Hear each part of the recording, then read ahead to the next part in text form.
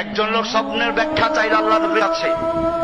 সে স্বপ্নে দেখেছে তার তিনজন বন্ধু, একজন মৃত্যুর সঙ্গে সঙ্গে বিচ্ছিন্ন হয়ে গেছে, আর একজন কবর পর্যন্ত গিয়ে কাফন দাফনে ছিল, কাফন দাফন করে চলে গেছে, আর একজন তার সঙ্গে রয়ে গেছে।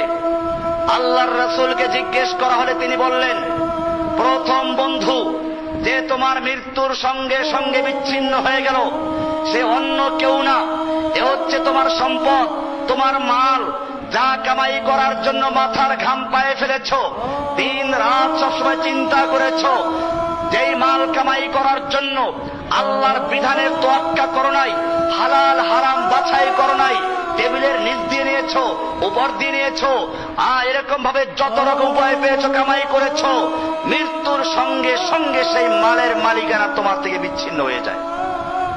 দ্বিতীয় বন্ধু যে কবর পর্যন্ত গিয়েছে, এ হলো তোমার সন্তান, আত্মীয় স্বজন, তারা মৃত্যুর সঙ্গে সঙ্গে বিচ্ছিন্ন হয় না, তারা তোমার জানাজা পড়বে, কবর দিবে, কবরে রাখবে, রাখার পরে তারা উঠে চলে আসবে, তোমার সঙ্গে আর কেউ থাকবে না।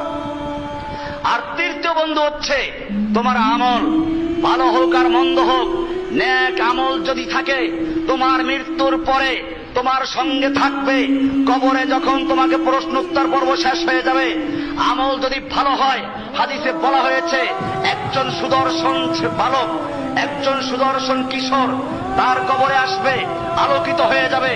লোকটা বলবে, তুমি আবার কে? তোমার সৌন্দর্য মাশাআল্লাহ আর সবকিছু মেলান করে দিয়েছে। লোকটি বলবে, আমি হচ্ছি তোমার নেক আমল, আমাকে আল্লাহ তাআলা তোমার কাছে পাঠিয়ে দিয়েছেন আমাকে তোমার সঙ্গ দেওয়ার জন্য, এবং কিয়ামতে ওঠা পর্যন্ত আমি তোমার সঙ্গে আছি, তোমার কোনো ভয় নেই।